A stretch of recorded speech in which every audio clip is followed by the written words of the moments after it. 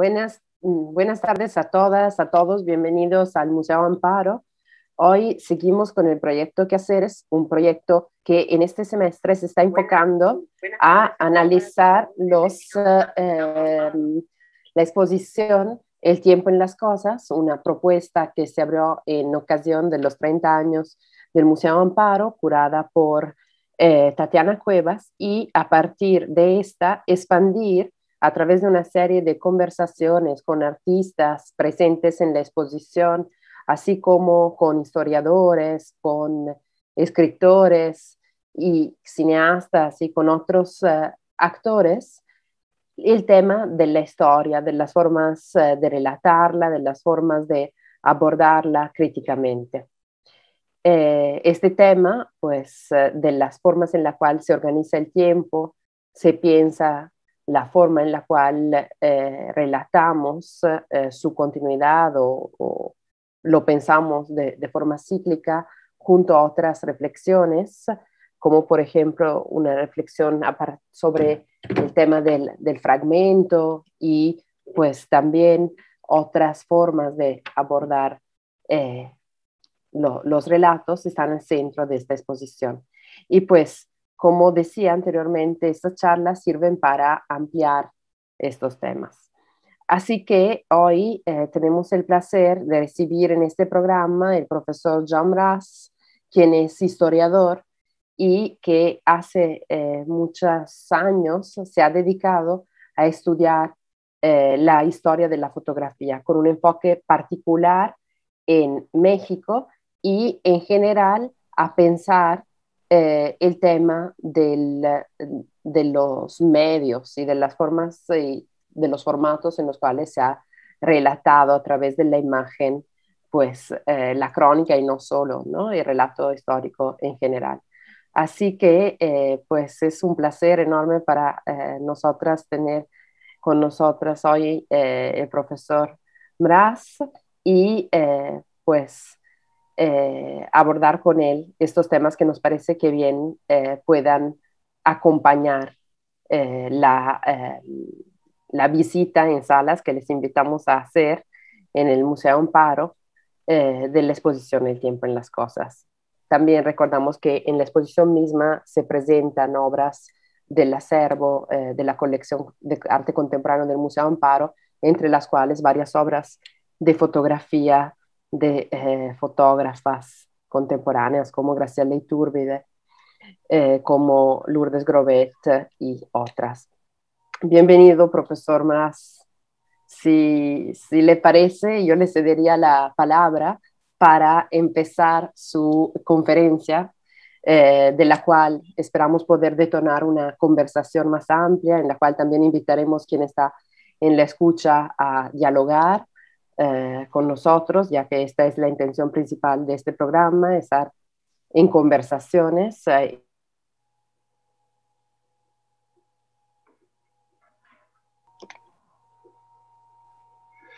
Reempezamos la transmisión. Estamos aquí con el profesor John Mraz, no necesita ninguna presentación, es un muy reconocido historiador de los medios, de la fotografía, que ha estudiado particularmente la historia de la fotografía mexicana.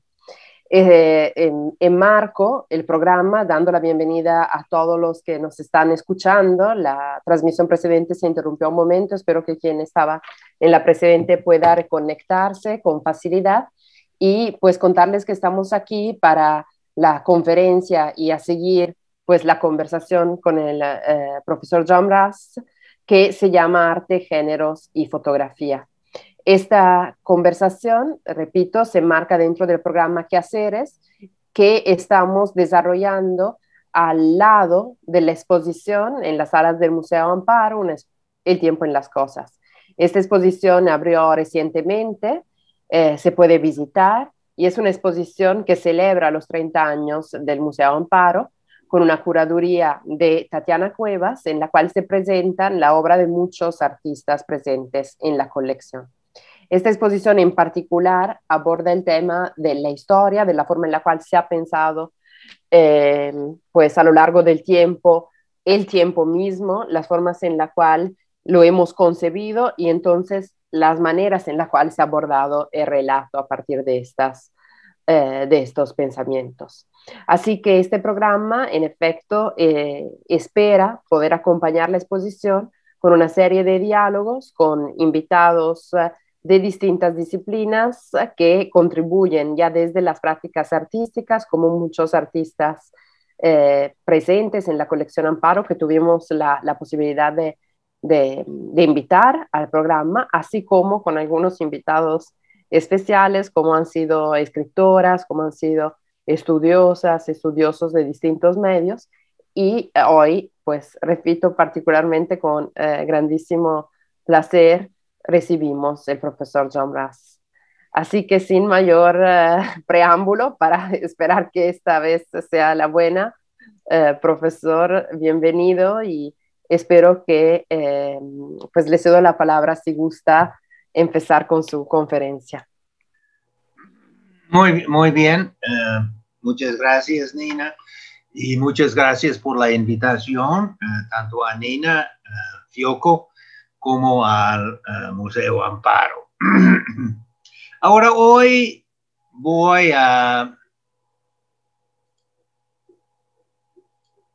hablar sobre... ¿Se puede ver? Ya está, ok. Se ve súper bien. Voy a hablar sobre arte, géneros y fotografía. Pero antes de que empezamos, tenemos que tener claro qué es la naturaleza de las fotografías. Toda fotografía es documental. Esa es su naturaleza. Entonces, el primer paso es entender que la fotografía es un medio, como las palabras. Si entendemos eso, vamos a evitar preguntas sin sentido como ¿es la fotografía un arte? Así pues podemos preguntar, ¿son las palabras arte? Bueno, aunque la fotografía puede generar obras que podemos llamar arte, la fotografía en primer lugar no es arte. Es un medio con el cual puedes producir muchas cosas, como las palabras. Podemos hacer arte como poesía, literatura, pero también podemos hacer ciencias, cartas, listas de mercado, tesis económicas, etc. Y si entendemos eso, podemos evitar pronunciamientos sin sentidos, como el de Joan Fontcuberta. La fotografía miente siempre, miente por instinto, miente porque su naturaleza no le permite otra cosa. Es simplemente una frase sin sentido. Porque si preguntamos cuál es la naturaleza de este medio y cuál es su aportación nueva, singular, es la indexicalidad. Son índices. El hecho de que los objetos que tienes enfrente reflejan la luz de una manera que causan la imagen que resulta. Se empotran en la película sensible. Son huellas, son trazos. Y aún las cosas, por ejemplo, este es arte de Edward Weston, Pepper, número 14, pero al mismo tiempo es un documento, o sea, es un pepper, es un pimiento. A veces pueden salir cosas por el hecho de ser índices, pueden capturar cosas que tú no quieres. Por ejemplo, los primeros fotógrafos que fueron a fotografiar a Notre Dame querían hacer fotos de Notre Dame, la catedral, no los carritos enfrente, pero así salieron, porque eso es la naturaleza de la fotografía. Un ejemplo más reciente, Narciso Contreras en Siria en 2015, él no quería que la cámara en video saliera en su foto de batallas ahí en Siria, entonces la quitó, pues por eso lo corrieron de la Associated Press, pero de todas maneras, lo que sí es claro es que la fotografía, y sobre todo la fotografía digital, es un medio mucho más confiable que las palabras. Ahora, cuando hablo de índice, estoy utilizando aquí la teoría de Charles Peirce, un lingüista, ¿no? Que él hablaba de, por ejemplo, las palabras son símbolos donde lo representado y la representación tienen una relación completamente arbitraria. O sea, por ejemplo, llamamos a un árbol tree en inglés y en español árbol. Es arbitraria completamente la palabra que utilizamos para describir un árbol, ¿no? Un icono es una imagen pintada o dibujada que representa gato. Alguien hace una figura que representa un gato. O sea, hay una relación analógica con un gato, ¿no? Pero un índice es un icono, pero y más, ¿no? Porque hay una relación causal. O sea, lo que estaba enfrente de la cámara se imprime en esa película sensible, ¿no? Lo representado se empotra en la imagen. Por ejemplo, por eso son tan útiles las fotografías. Aquí, por ejemplo, vemos rayos X. En este caso, llevaron un niño que había tragado monedas, ¿no? Al hospital y le hicieron un rayos X. Y ahí salen las monedas, ¿no? Para que podamos localizarlo, ¿no? La luz reflejada por la moneda se empotró en la película.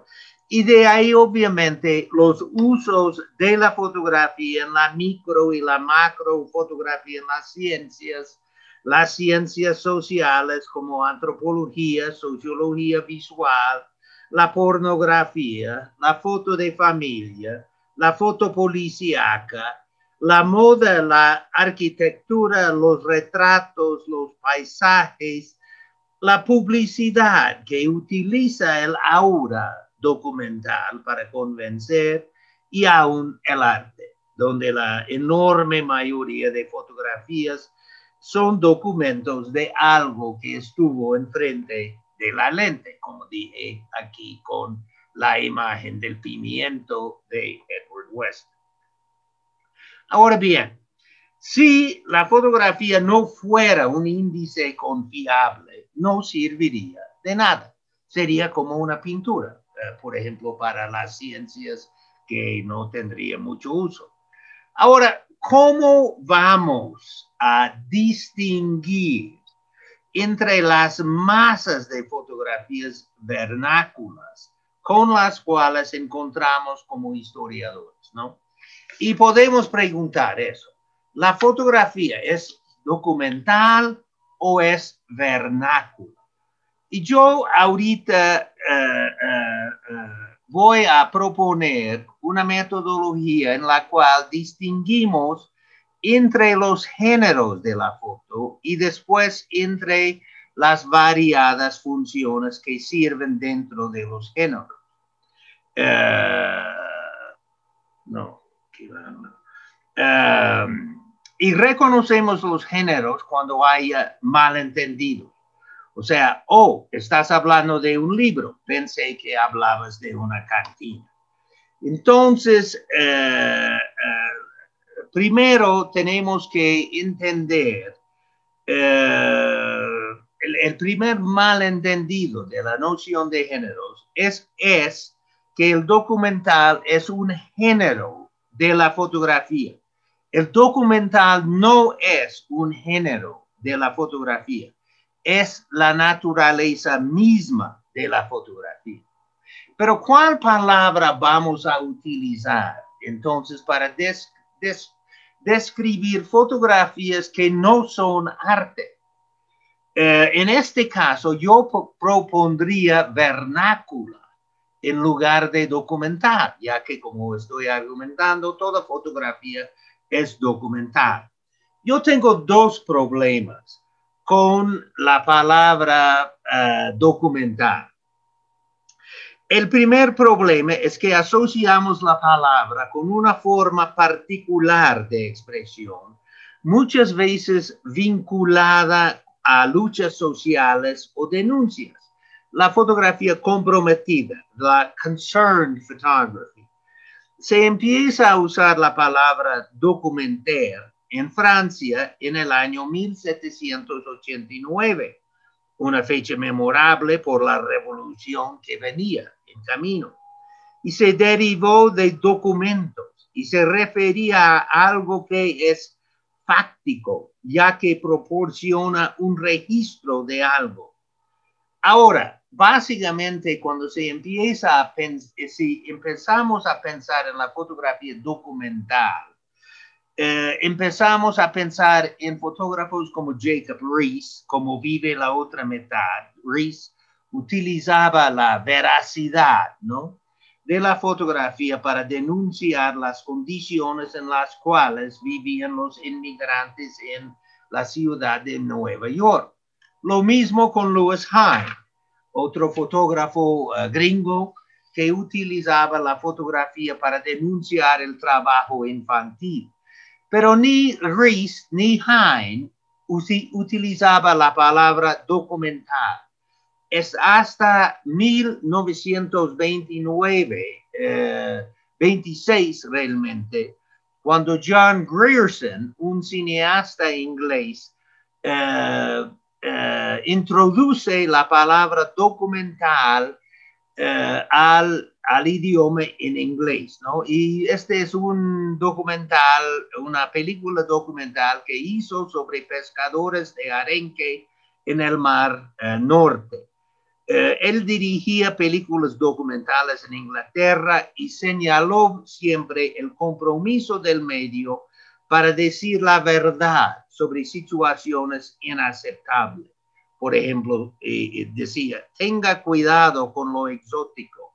El drama está a la vuelta de la esquina, donde están los barrios pobres y hay explotación y crueldad. También encontramos la fotografía documental en el movimiento de obreros fotógrafos que empieza en Alemania en los años 20, pero crece en Inglaterra, Holanda, en los Estados Unidos.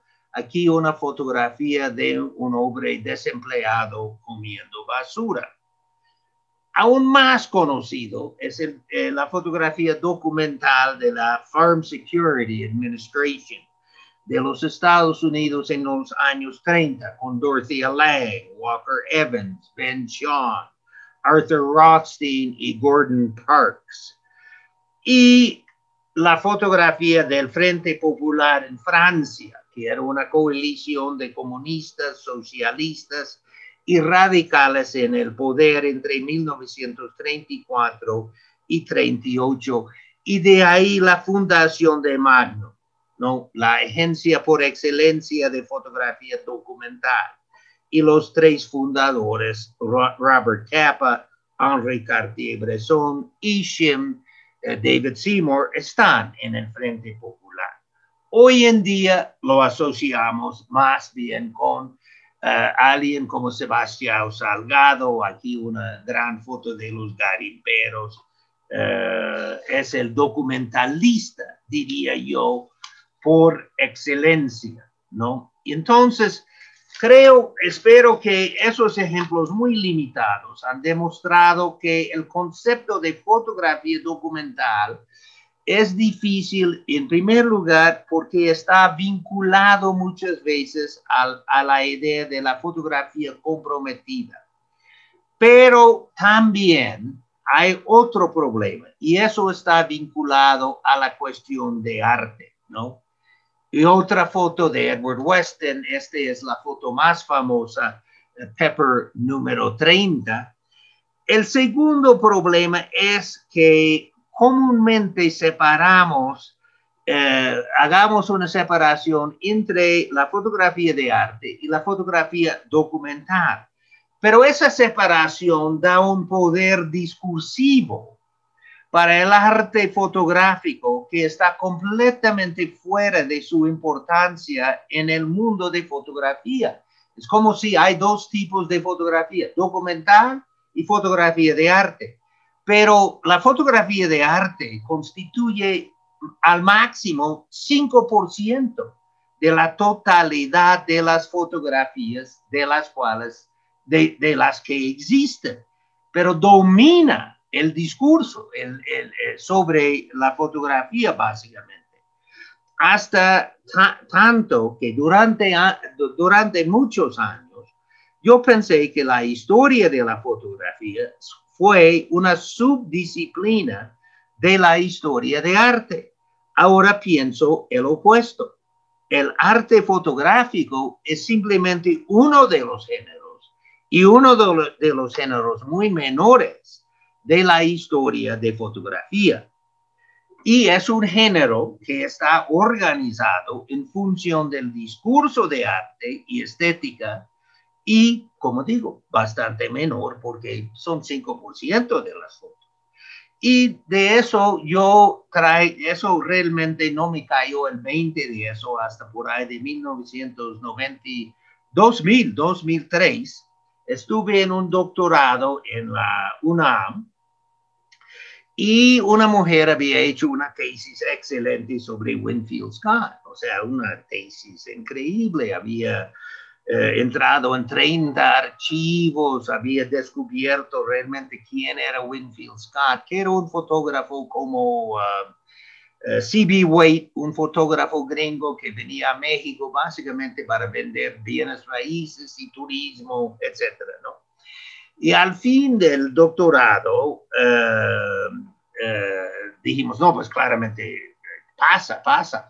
Pero el doctorado era en historia del arte. Entonces la historiadora de arte dijo, le vamos a dar honores, ¿no? Y ella dijo, de ninguna manera, porque no comprobó el valor estético de las imágenes. Yo me reí. No tienen ningún valor estético. Son fotos para vender bienes raíces, para vender turismo, ¿no? Pero ¿por qué pensamos que la foto es arte, ¿no? ¿Por qué hagamos esa relación? Por los intereses e inversiones en todos los sentidos creados alrededor del arte, los intereses de museos, los intereses de galerías, de coleccionistas, de inversionistas y de departamentos de historia de arte. ¿Y cómo podemos hablar de arte?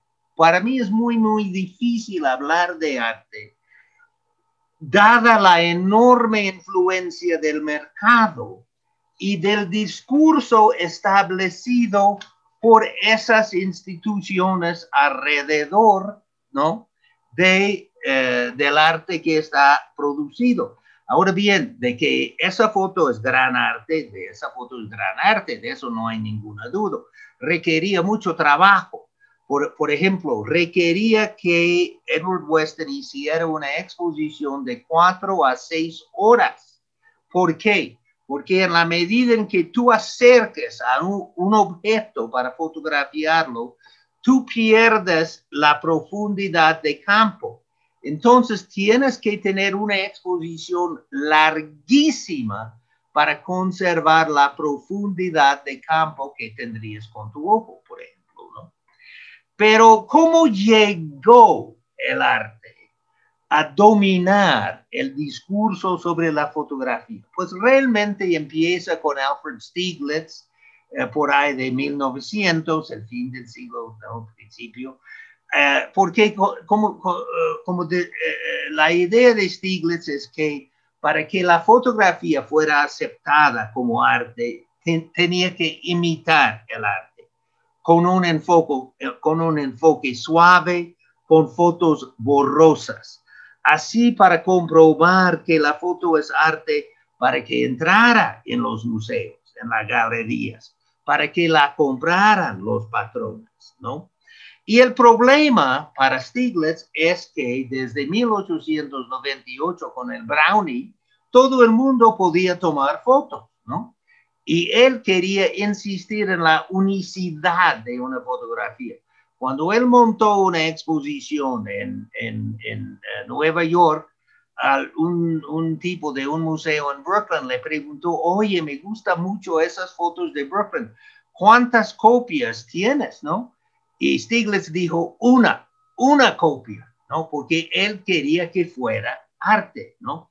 Entonces, en los años 30, realmente es cuando empieza la guerra entre la fotografía como arte o más, ¿no? Y empieza con Bowman Newhall y su libro La historia de la fotografía y la primera exposición que se hizo de fotografía en el Museo de Arte Moderno en Nueva York, que estuvo compuesta en general de fotografía de arte de fotógrafos de los Estados Unidos y Europa.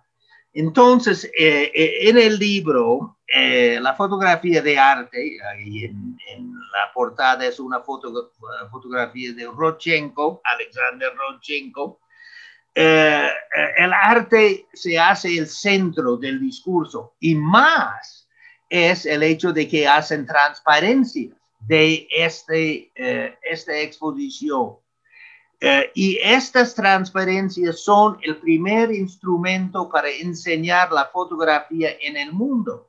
O sea, porque acuérdense, no existía la digitalización y básicamente en las universidades ni existía la capacidad de copiar fotografías de libros. Entonces, si tú ibas a dar clases sobre fotografía, tú tenías que usar esas transparencias de esa exposición, la historia de fotografía, que es fotografía de arte.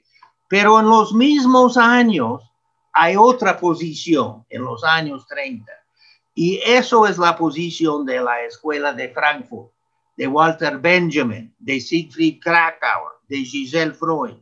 Y como dijo Benjamin de esta fotografía de David Octavius Hill, de una vendedora de pescado, dijo que hay algo aquí que no testimonia solo el mérito artístico del fotógrafo Hill, sino también algo que no debe silenciarse, algo que exige el nombre de la persona que vivió entonces, que todavía es real y que nunca desaparecerá del todo en el arte. Más reciente, la crítica del dominio del discurso de arte ha sido llevado a cabo por teóricos como Susan Sontag, Alan Sekula, Sally Stein, Abigail Solomon Godeau y Ariela Azoulay. O sea, básicamente la fotografía ha avanzado mucho más allá que la idea de que la fotografía es arte. No, la fotografía es antes que nada fotografía. Pero hablar de qué es arte es muy complicado por dos razones.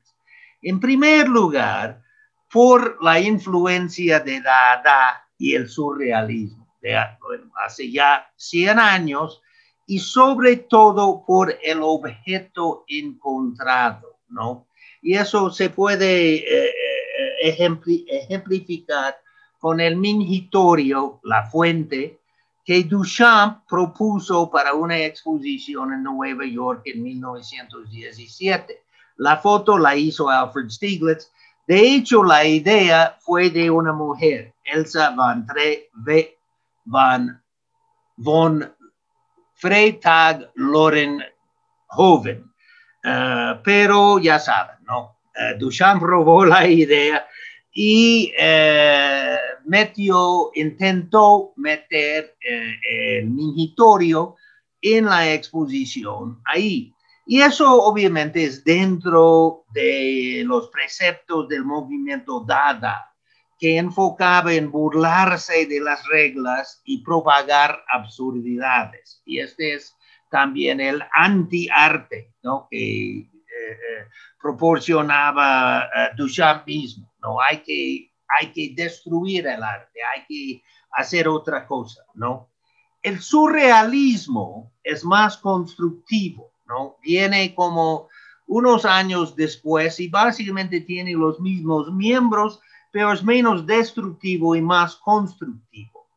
En una búsqueda de ampliar nuestra percepción de realidad, a través de poder construir acceso a nuestros subconscientes para liberar nuevas maneras de ver y actuar en el mundo. Entonces, en ese sentido, el surrealismo no fue anti-arte.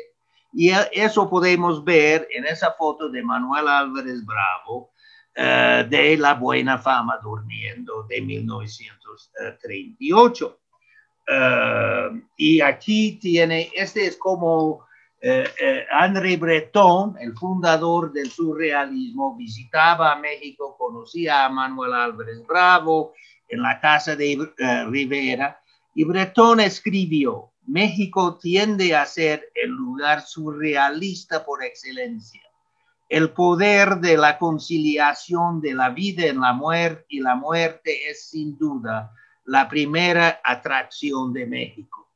Despliega un registro inagotable de sensaciones, de las más benignas hasta las más insidiosas. La gran maestría de Manuel Álvarez Bravo nos permite descubrir esos polos extremos. Entonces él encargó a Álvarez Bravo la portada del catálogo para una exposición internacional de surrealismo que se iba a armar en 1940 en la Galería de Arte Moderno en la Ciudad de México. No pudo aparecer porque fue censurada por Inés Amor, directora de la Galería de Arte México, porque se podía ver el pubis de la modelo, ¿no? Pero de hecho podría ser la mejor foto surrealista. Es casi una encarnación de las ideas de Breton, porque el propósito de los movimientos de Dada y el surrealismo es de romper con las maneras acostumbradas de ver, de abrir los ojos con lo que sea para ver lo común de una manera nueva. Entonces, aquí lo tenemos. En primer plano tenemos los abreojos, se llaman cactus, que se llaman abreojos. Eso es la idea, es abrir los ojos.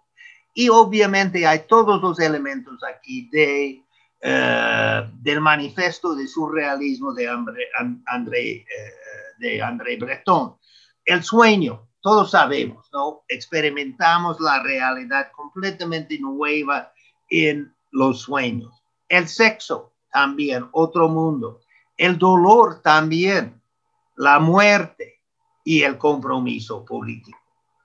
Pero quizá la otra foto de Manuel Álvarez Bravo que hizo antes de La Buena Fama Durmiendo, vuelve a esa noción del objeto encontrado de Dada, porque este es un letrero de Manuel Álvarez Bravo, encontró en la calle y dice, no sabemos si es la verdad o no, dice que cuando la imprimieron al revés y él dijo, así me gusta.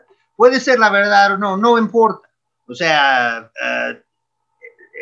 el hecho es que es un objeto encontrado según Álvarez Bravo. No sabía, ¿no? Que así se podía ver. Pues, ¿cuál es la parábola aquí, ¿no?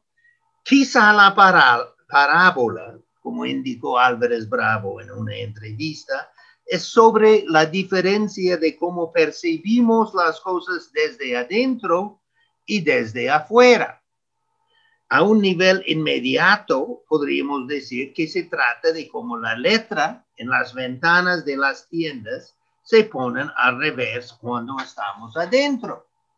Obviamente, podríamos extender esa analogía a una parábola más amplia sobre las diferencias de percibir desde adentro y desde afuera de un grupo social, de un movimiento, de una sociedad. Pero también pienso que podría ser una parábola sobre la dificultad de emplear un sistema de comunicación, o sea, palabras, para hablar de otro sistema de comunicación, imágenes. Por ejemplo, en esta foto, las palabras están al revés, pero la imagen del ojo es completamente igual. Entonces yo pienso que esta foto lleva el modernismo al siguiente paso, más revolucionario que el rompimiento con la pintura que hizo Weston y Modotti al insistir que había que entender a la fotografía en sus propios términos. La posición de Álvarez Bravo es tan radical, tan nueva, que la podemos entender solo en un mundo hipervisual de hoy. Se habla mejor de la fotografía en imágenes en lugar de palabras. Podemos entender fotografías solo al compararlas con otras fotografías. Podemos entender las elecciones que un fotógrafo ha hecho en términos de su selección de sujeto, del encuadre, del enfoque, de la iluminación, etc., solo al compararlas con las elecciones hechas por otras fotografías. Esta fotografía que Álvarez Bravo hizo más de 80 años, 90 años ya hoy, es una foto para nuestro mundo hipervisual y post-literato. Pero del objeto encontrado, tenemos lo que hoy en día es el arte conceptual, que ha creado una situación en la cual es difícil saber qué es arte y qué es otra cosa.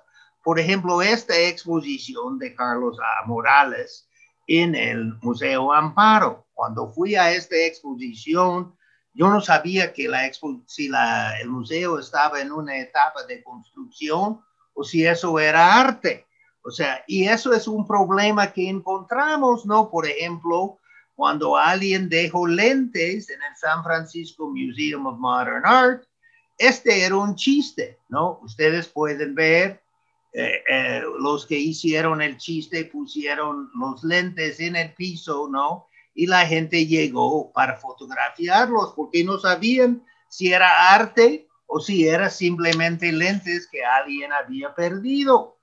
Pero este no fue un chiste. Este simplemente una trabajadora de limpieza accidentalmente dejó su carrito y la gente se puso a su alrededor porque pensaba que eso sí era arte. Ahora bien, tiene importancia eso, o sea, la verdad, ¿no? Porque por un lado, podemos aprender a apreciar el arte de la vida cotidiana, ¿no? Entonces eso es muy importante, de que podemos entender eso. Pero el problema es el mercado. El mercado causa un sesgo muy importante. Obviamente, el arte siempre ha tenido una relación con dinero, como todo, pero la hipermercantilización empieza con las enormes cantidades de dinero que la CIA metió para promover la cultura gringa, el arte y la literatura después de la Segunda Guerra Mundial. Por ejemplo, hay un vínculo muy fuerte y directo entre la CIA, Central Intelligence Agency, y los museos de arte. La CIA no solo financió los museos, sino pagó para promover exposiciones por todo el mundo durante 20 años. De ahí el expresionismo abstracto. ¿De dónde viene el expresionismo abstracto? De la CIA, ¿no? Esta obra de Pollock se vendió en $52,000 en 1957. Era una suma inimaginable para un artista contemporáneo en ese momento. ¿Por qué? ¿Por qué la CIA metió millones y millones de dólares? Bueno, por un lado, para combatir el realismo socialista de los soviéticos. Y por otro, para desaparecer el arte militante de la Farm Security Administration, mural de Ben Shahn, ¿no? Y entonces ya hemos llegado a este punto, pero ¿cómo va a ser una mierda? Fíjase en el precio, a eso hemos llegado, ¿no?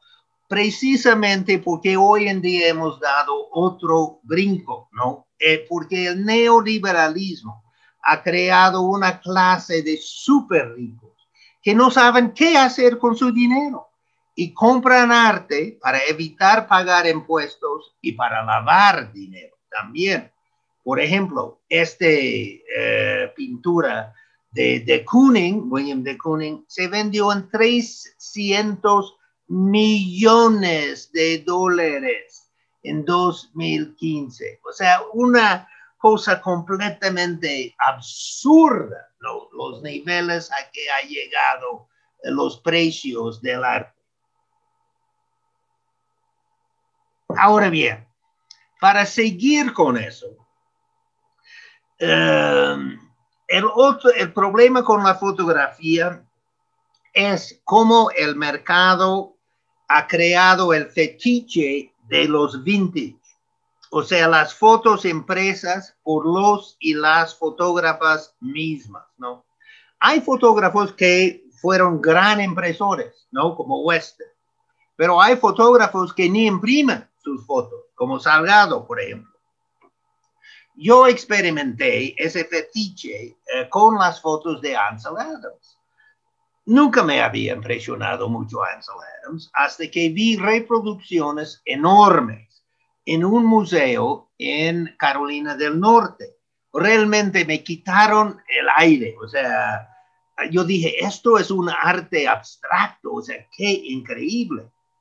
Pocos años después estuve en Londres y fui a la Tate Gallery y porque tenían vintage de Ansel Adams.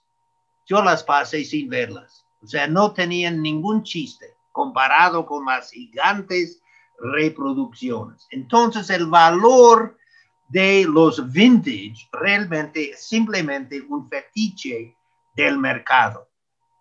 Obviamente, ese problema existe en las fotografías. O sea, ¿cómo vamos a poder juzgar el valor, ¿no?, de una foto en una situación tan controlada por el mercado? Por ejemplo, podemos aquí comparar una foto de Francisco Matarrosas y una foto de Flor Garduño. Francisco Matarrosas es un fotógrafo documentalista, fue fotoperiodista y ha sacado muchos libros. Flor Garduño es una artista, ¿no? Y Flor Garduño vende muy bien. Pero cuando yo veo esas dos fotos, realmente la imagen de Matarrosas para mí es arte fotográfico, porque depende de la capacidad singular de la fotografía, ¿no? Del fotógrafo o fotógrafa de estar presente, de encontrar esa fracción de segundo decisivo, ¿no? Como decía Cartier-Bresson, de reconocer tan el significado de un evento como la organización precisa de formas que da a ese evento su propia expresión. Yo diría que la foto de Flor Garduño es simplemente arte a través de la fotografía. Esa foto se podría pintar, se podría hacer como quieres, ¿no? Pero digo, como fotografía no tiene, digamos, mucha importancia para mí. Ahora bien, lo que espero que he podido comunicar es que la foto de arte es simplemente un género, y un género muy reducido entre muchos géneros de la fotografía. La disciplina de historia de arte ha desarrollado una o varias metodologías, pero para realmente poder historiar la foto, vamos a tener que inventar metodologías para cada género, o sea, la variedad de géneros, la fotografía de familia, la fotografía de familia hecha por un fotógrafo de estudio, la fotografía de estudio, y eso el daguerrotipo, la fotografía de estudio, pero ya como tarjeta de visita, la tarjeta de postal, las tarjetas postales, o sea, todos esos son géneros. La fotografía indigenista, la fotografía indígena, hecha por los y las indígenas, la fotografía revolucionaria, la fotografía post-revolucionaria, la fotografía industrialista, esa por ejemplo, la primera portada de Margaret Bourke-White, la fotografía de la compañía con los directores en primer plano, la fotografía de obreros que han hecho para denunciar, la fotografía laborista, ¿no? Hecha por fotoperiodistas, pero con un compromiso con la clase obrera. La moda, por ejemplo, Korda, que después va a ser la foto famosa de Che Guevara, era fotógrafo de moda, con su modelo, la modelo Norca. La fotografía científica, esos son cristales de aspirina, por ejemplo. La fotografía policíaca, la fotografía de prostitutas, la nota roja, la fotografía de relaciones de género. Por ejemplo, en este caso, una mujer golpeada que dejó un moretón en forma de corazón fotografiada por Nan Golden. La pornografía, ¿no? E.C.B. Waite, Winfield Scott. Y finalmente la pornografía de la celebridad, que es una de las peores pestes de la cultura moderna, la celebridad, porque nos enseña ser gente de plástica. Bueno, muchas gracias. Muchas gracias, profesor Moraz. Muchas gracias en principio por lo que nos platicó hoy, que obviamente pues abre un panorama que espero que ahora podamos comentar y comentar juntos, ¿no? Ya que en efecto, como mencionábamos al principio, esta charla tiene el propósito también de abrir un diálogo, aunque sea a la distancia en este periodo, entre los invitados a este ciclo y pues quien está en escucha. Así que de entrada voy aprovechando para decir a todos, a todas las que están escuchando que es posible formular preguntas o comentarios para Jean Ras en el Facebook por donde están escuchando y que nosotras los iremos leyendo al profesor Ras. Bueno, quisiera retomar algunos de los puntos para ir platicando de algunos de estos que fueron bastante complejos, pues fue una ponencia bastante amplia, ¿no? Que daría para hablar muchísimo más del tiempo que tenemos. Y sin embargo, obviamente también abre una serie de provocaciones sobre la cual me gustaría ahondar, ¿no? Sobre todo en el marco, pues, del ciclo. Y una es definitivamente esta cuestión con la cual usted empezó hablando de la indexicalidad, ¿no? Del medio. Y esto de por sí nos acerca un poco a la idea del fragmento, que es presente, es algo de lo cual hemos hablado mucho con varios de los invitadas que hemos tenido, y de cómo, bueno, hay posibilidad, y no sé cuánto de esto pueda usted comentarnos también de una posible metodología histórica, casi a partir de indicios, ¿no? Para reconstruir pues un panorama más amplio, ¿no? De lo que anda pasando a partir de la imagen misma, ¿no? O sea, esta cuestión de la fotografía, ya sea de muchos de los géneros que usted mencionó, de poder abrir una especie de brecha para poder explicarnos un panorama más amplio. También algo que estuvo usted mencionando con cierta insistencia es precisamente cómo el arte aprende un lenguaje, ¿no? O sea, de alguna manera yo creo que fue muy revelador el momento en el cual estuvo mencionando una cita en la cual se decía que un lenguaje se puede entender solo por comparación de alguna manera, ¿no? O sea, que hay la necesidad de tener otros referentes para poder entender de qué forma estamos. Entonces, entendemos también que la fotografía que deriva en ser una fotografía de arte, pues necesariamente empieza desde de alguna manera, apropiando un poco de las palabras quizás de forma impropia, pues de este ser fragmento de una mirada o de una continuidad temporal más amplia, ¿no? Y también, pues, nos platicó cuando estaba refiriéndose a los surrealistas, dijo una frase que a mí me da la gana de retomar para abrir un poco la discusión, en la cual se decía que los surrealistas al fin buscaban una nueva manera de ver actuar en el mundo, ¿no? Entonces, también me da las ganas de preguntarle de una forma quizás muy libre, ¿qué aprende, qué pudiera aprender el arte, ¿no? De la fotografía también, como lenguaje.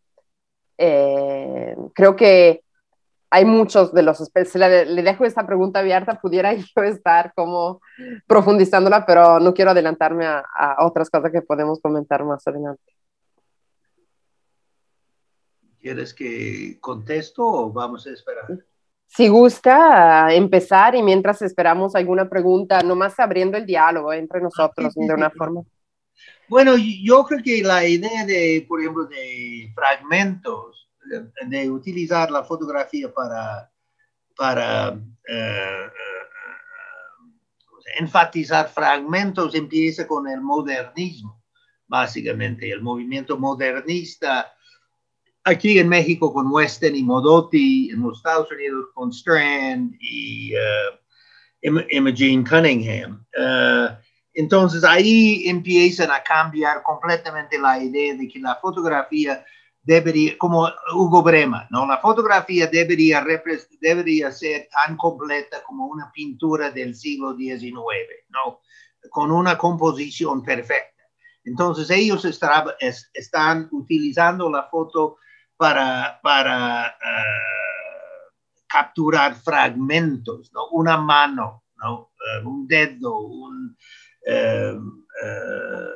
una cosa así. Entonces yo creo que sí, en ese sentido, como decía Weston, a mí no me importa si la fotografía es arte o no. Lo importante no es distinguir entre la fotografía y arte, sino en una buena fotografía y una mala fotografía. Y una buena fotografía es una fotografía que reconoce todas las posibilidades y los límites del medio mismo. Y una mala fotografía es una fotografía que intenta imitar otros medios, ¿no?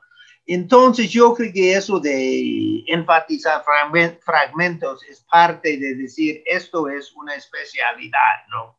De la fotografía. Y de comparar, sí, yo creo que es muy, más y más yo lo encuentro muy difícil. Yo creo que es una batalla, bueno, eso dijo Julio García Espinosa, el gran teórico del cine cubano, de que es una batalla desigual, la batalla entre palabras y imágenes, ¿no?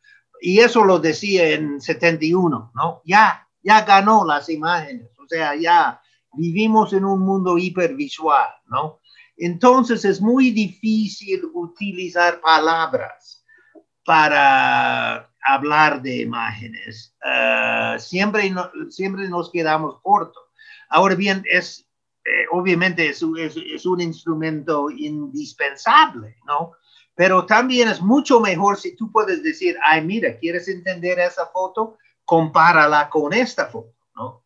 Una foto, ¿no? Por ejemplo, la foto famosa de Nacho López de La Bella Mujer en la Calle, de comparar esa foto con la foto de Ruth Ortiz ¿no? De la mujer en Italia, ¿no? Y ahí puedes ver, pero eso quiere decir que tienes que tener una fototeca muy grande en tu cabeza. Y yo creo que es difícil, yo creo que lo que nos da la fotografía también es una posibilidad de crear sin necesariamente haber, yo creo que es siempre mejor de que uno conoce la fotografía, de que uno entiende que uno no está inventando el agua tibio. Pero al mismo tiempo, por ejemplo, el arte de Marucci Santis es un arte como, diríamos, un arte ignorante. Ella cuando ella empezó a hacer fotografías, ¿no?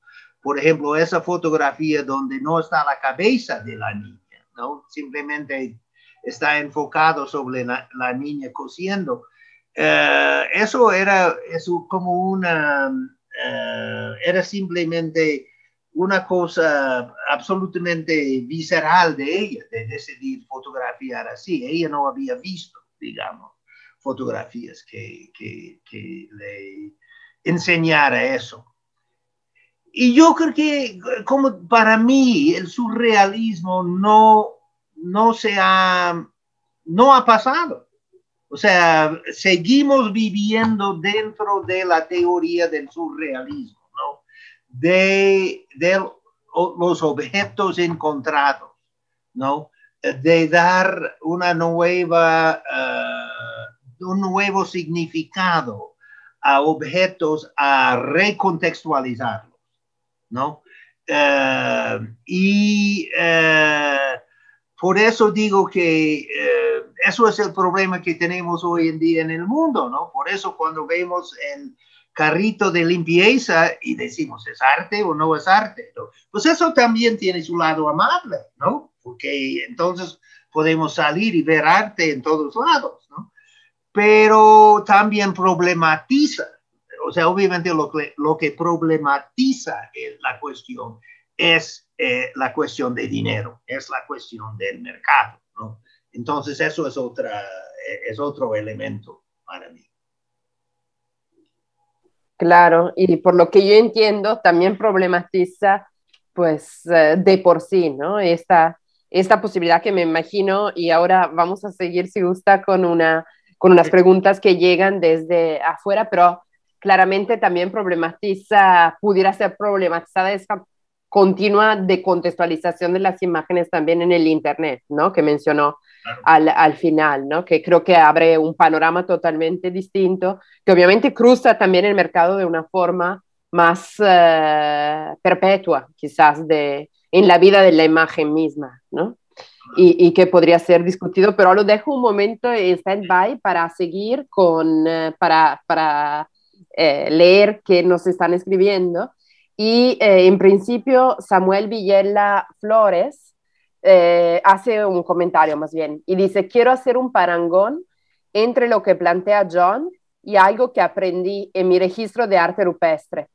Una connotada arqueóloga me dijo que prefería hablar de testimonio rupestre para evitar lo de arte, el término de arte, me imagino, pues se le da un sesgo a ese tipo de expresiones gráficas que pueden ser plásticas, pero no pareciese ser lo primordial. No sé si quiero hacer comentar. Sí, bueno, Samuel, sí, yo creo que es un problema y también yo creo que tenemos que tener claro, por ejemplo, cuando vemos, por ejemplo,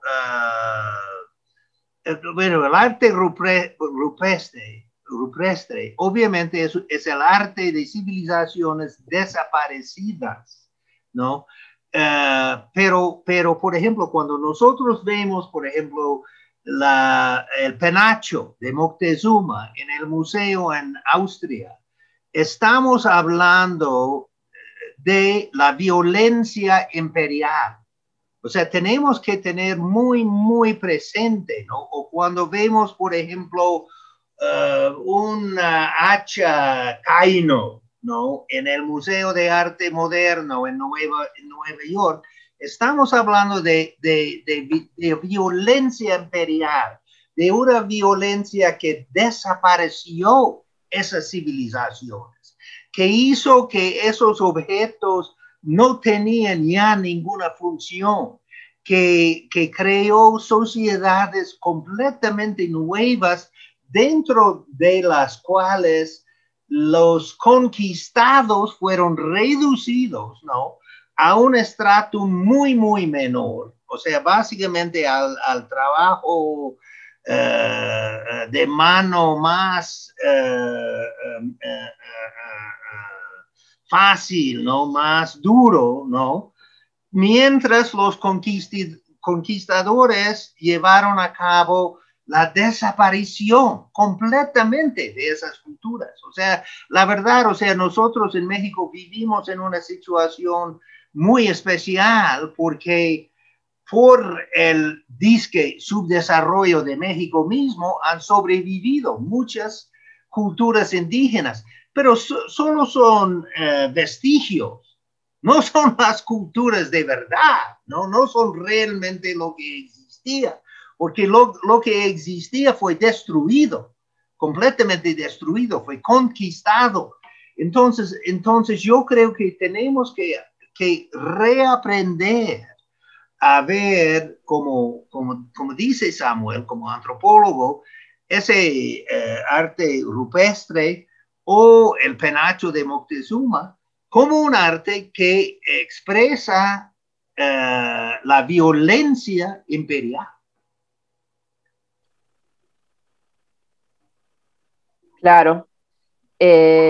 Ahí me parece que también abrimos a muchas otras posibilidades y donde también podríamos otra vez volver también a la definición del mismo término arte, ¿no? Que se hace más bien por asimilación, por esta forma de comparación muy riesgosa, más que por una real observación de qué rol pueden desarrollar ciertos artefactos o ciertas imágenes, ¿no? En cultura también, otras además que la hegemónica, pues. Y pasaría a una pregunta que hace Leonardo Casiel, que pregunta cómo describiría la fotografía mexicana y de qué manera ha cambiado con el paso del tiempo. Bueno, en primer lugar, sería cómo describiría yo la escritura mexicana, ¿no? O sea, ¿cómo describiría yo la escritura? ¿Cuál escritura? ¿Cuál fotografía? ¿De qué estamos hablando? ¿No? O sea, sí, para mí, de ahí lo difícil, ¿no? Porque básicamente, si tú ves libros sobre fotografía mexicana, van a ser fotografías de arte, de artistas, ¿no? Yo, la verdad, no tengo mucha opinión. Yo creo que hoy en día la fotógrafa más reconocida mexicana en el mundo es Graciela Iturbide. Yo creo que Manuel Álvarez Bravo se podría afirmar que es el fotógrafo latinoamericano más reconocido, más famoso, no sé, porque Salgado es como parisino, ¿no? Es difícil, ¿no? Entonces, ese es el problema, porque lo que yo veo, la fotografía que yo he estudiado, es la fotografía, es el fotoperiodismo, es la fotografía documentalista, lo que yo llamo documentalista. En primer lugar, el fotoperiodismo, obviamente hay un enorme desarrollo y en México tenemos una trayectoria muy especial. En México tenemos una trayectoria muy diferente que otros países latinoamericanos. ¿Por qué? Por la revolución y por la preservación de la revolución en las historias gráficas. Entonces, por ejemplo, si tú estás en otros países latinoamericanos, por ejemplo en Brasil, ¿no? ¿Qué vas a encontrar? Vas a encontrar libros sobre las ciudades, o sea, paisajes de ciudades. Río en 1900, ¿no? Fotografiado por Gilberto Ferrés, ¿no? Cosas así, ¿no? O Buenos Aires, ¿no? Etcétera, fotografiado por, etcétera, ¿no? En México tenemos otra trayectoria porque tuvimos la primera revolución social en el mundo en el siglo XX y tuvimos los Casasola que decidieron rescatar toda esa fotografía y publicarla. Entonces nosotros tenemos algo que ningún otro país latinoamericano tiene, ¿no? Enormes volúmenes de fotografía vernácula, ¿no? Básicamente hecha por fotoperiodistas, pero sin pretensiones artísticas cualquiera, ¿no? Y publicado en enormes catálogos, ¿no? Que podemos referenciar, ¿no?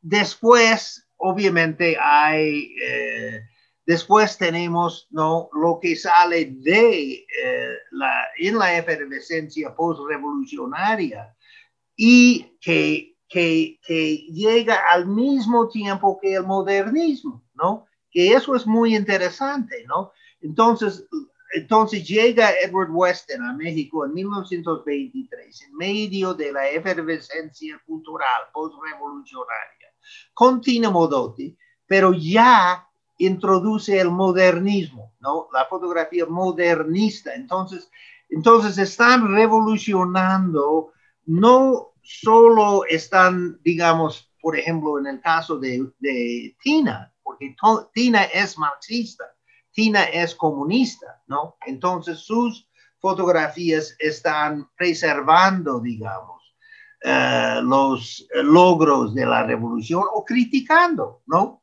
Las faltas de la revolución. Pero también lo está haciendo con una forma modernista. Entonces hay una revolución doble en México que no ocurre en otros países.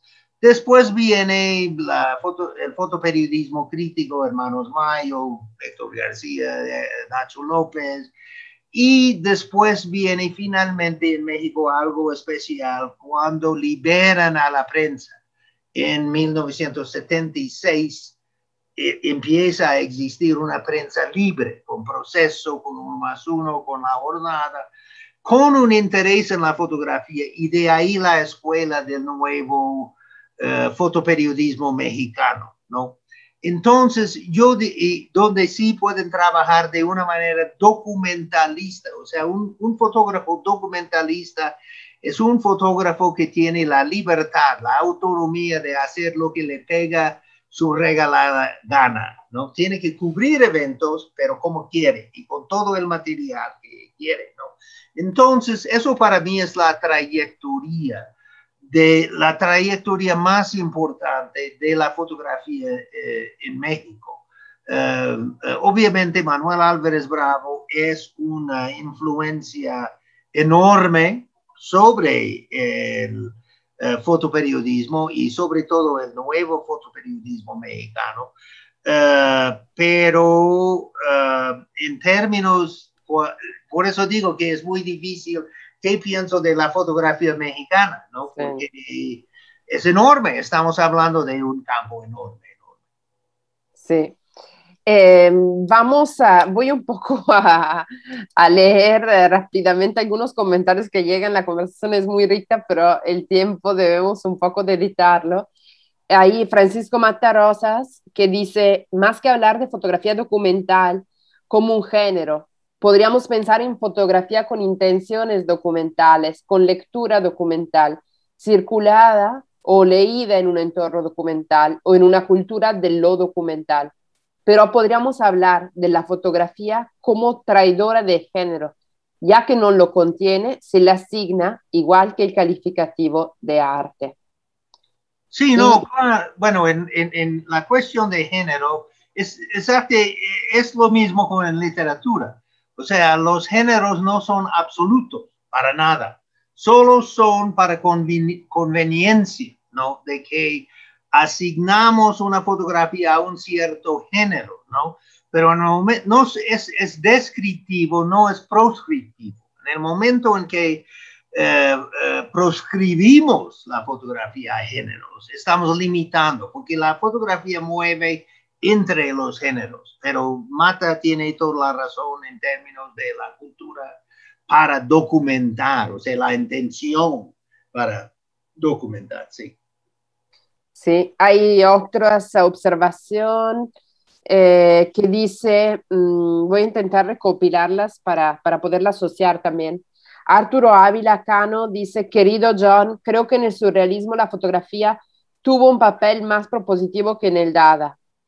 En el surrealismo primó la experimentación con el artefacto fotográfico en el cuarto oscuro y el libro de Rosalind Krauss es muy puntual al respecto.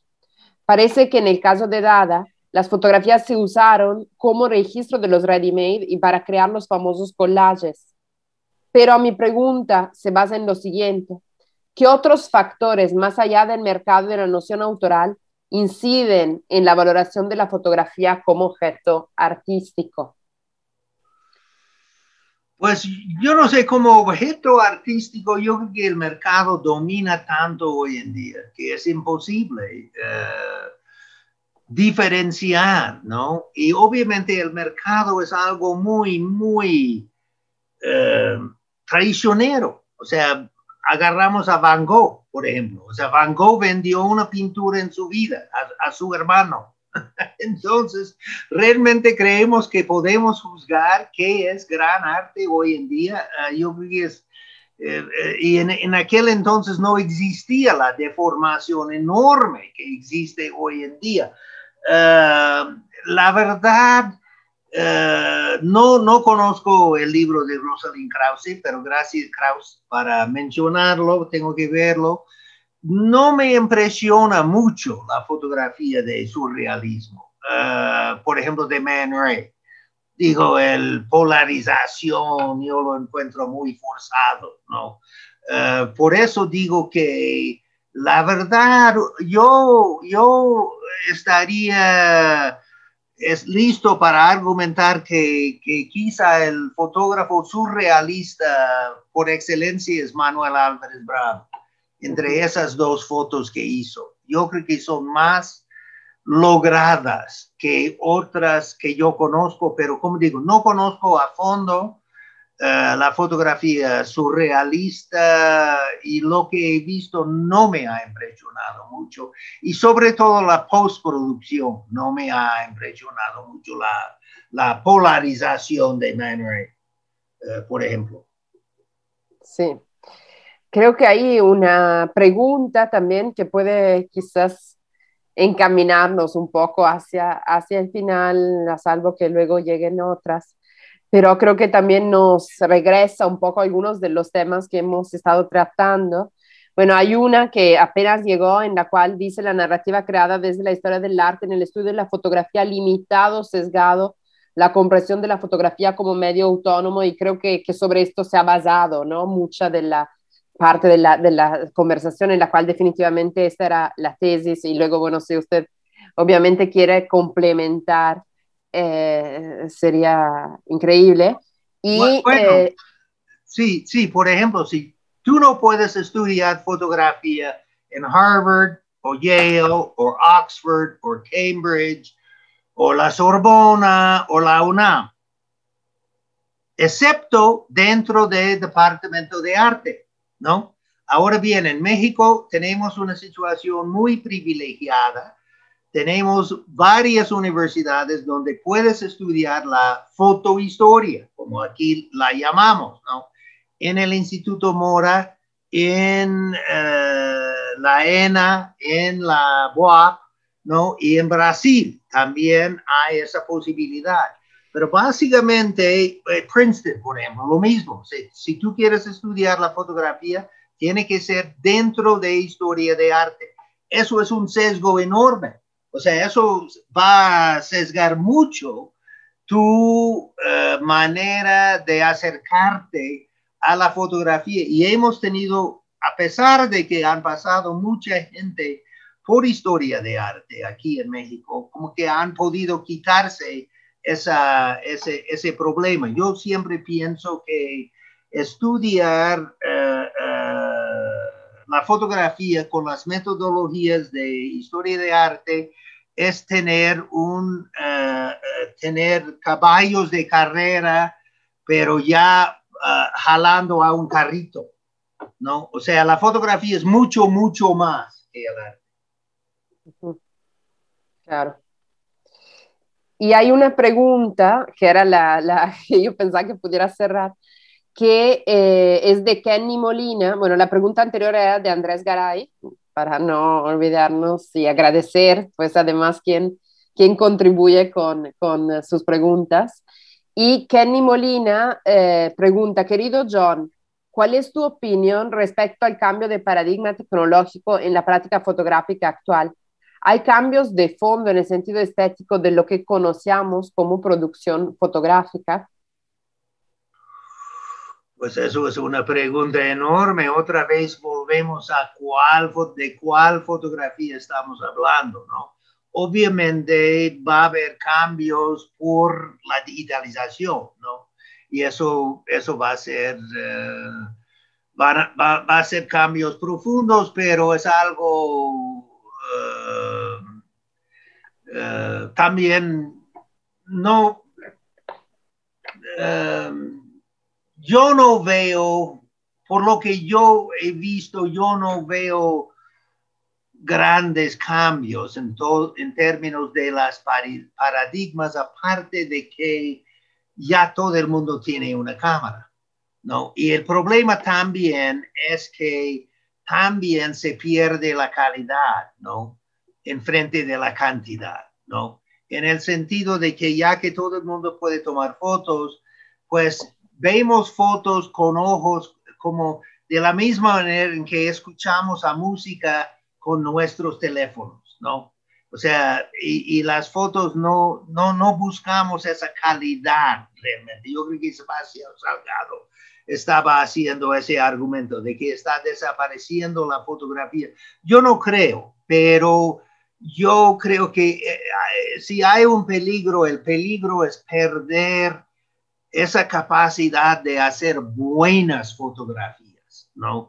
En lugar de simplemente documentar algo, ¿no? Y quién te va a pagar para hacer buenas fotografías, ¿no? Ahí también es el problema con el fotoperiodismo, por ejemplo. Si el hecho es simplemente cubrir un evento, pues ya todo el mundo está allá antes de que llegue el fotoperiodista, ¿no? O sea, un evento que nadie sabía que iba a ocurrir, por ejemplo, en Metro recientemente, ¿no? O sea, obviamente las fotos las tomaron, ¿no? Pues la gente ahí con su cel, ¿no?